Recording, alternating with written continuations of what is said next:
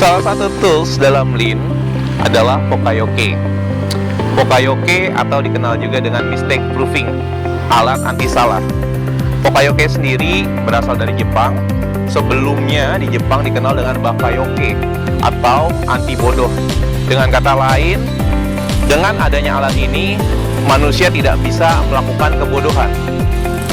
Kemudian berkembang menjadi Poka-yoke, diperhalus kata-katanya dari anti bodoh menjadi anti salah. Poka-yoke sendiri saat ini banyak sekali diterapkan di lingkungan kita. Mungkin rekan-rekan bisa melihat steker, bisa melihat lubang kunci, bisa juga melihat kabel VGA. Itu adalah bentuk penerapan Poka-yoke.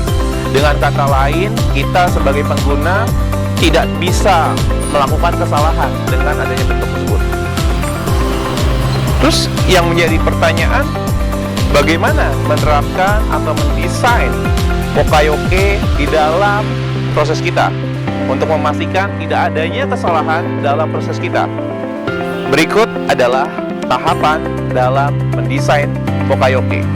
Langkah pertama adalah menentukan proses apa dan di mana akan kita terapkan Poka-yoke tersebut. Dan dapat dipastikan dengan menentukan proses tersebut berarti apa? Kita harus mempersiapkan nanti desain alat yang akan kita gunakan. Jadi langkah pertama adalah tentukan dulu proses yang akan kita buat Poka-yoke.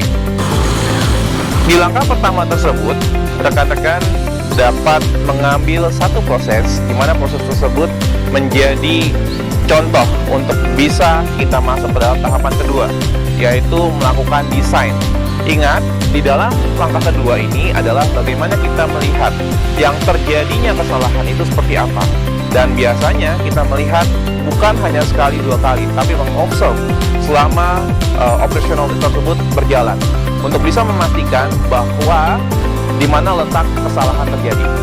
Di langkah ketiga, setelah kita membuat desain dari Poka-yoke tersebut, tahapan ini adalah tahapan pembuatan dari Poka-yoke.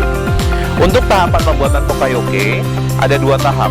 Yang pertama adalah membuat alat Poka-yoke dengan sederhana. Dengan kata lain, inilah bentuk MVP dari Poka-yoke tersebut.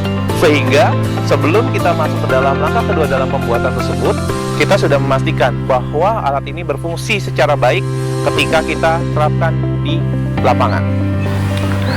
Di langkah keempat, setelah kita membuat MVP dari Poka-yoke kita, di langkah keempat ini adalah melakukan observasi, mencoba cara kita, mencoba alat Poka-yoke kita untuk diterapkan di jalur atau di proses kita. Setelah kita melihat, mengobservasi, mengevaluasi hasil dari penerapannya, kita akan mengetahui seberapa berhasil persentase penggunaan Poka-yoke kita. Karena di dalam tahapan keempat ini kita harus memastikan bahwa alat yang kita buat atau metode yang kita buat memang sesuai dengan kebutuhan proses kita. Di langkah kelima, setelah kita mengetahui hasil yang kita dapatkan dari observasi di lapangan, di langkah kelima ini adalah bagaimana kita membuat fix Poka-yoke kita dengan membuat sesuai dengan material yang kita desain, dengan membuat yang jauh lebih paten dan juga membuat yang jauh lebih kuat. Sehingga di langkah kelima ini adalah tahapan standarisasi baik dari produk, material, dan memang sesuai yang dibutuhkan di lapangan. Di dalam langkah kelima ini, rekan-rekan pastikan bahwa proses, dimensi tidak ada yang berubah setelah kita melalui tahapan observasi.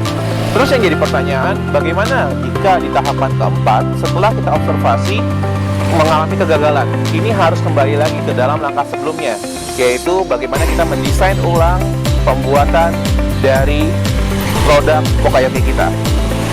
Itulah 5 langkah bagaimana kita membuat Poka-yoke di dalam proses kita.